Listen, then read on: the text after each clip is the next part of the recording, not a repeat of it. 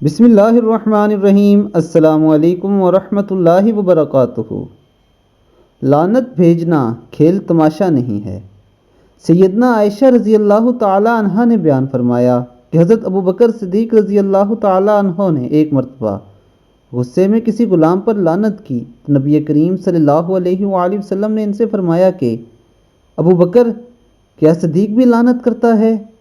ہرگز نہیں، رب کعبہ کی قسم۔ آپ صلی اللہ علیہ وآلہ وسلم نے یہ بات 2 یا 3 مرتبہ دہرائی۔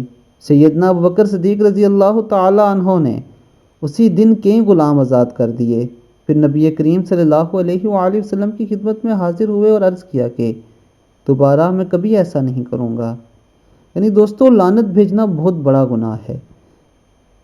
ہنسی مذاق ہو یا سیریس، کبھی کسی پہ لعنت مت بھیجیں، اس سے اجتناب کیجیے، کیونکہ دوستو اگر اللہ کے نبی اشرف البشر بعد از انبیاء سیدنا صدیق اکبر رضی اللہ تعالی عنہ کو اس بات سے روک سکتے ہیں تو پھر دوستو ہمیں بھی اس چیز سے اجتناب کرنا چاہیے۔ اللہ تعالی ہمیں عمل کی توفیق عطا فرمائے۔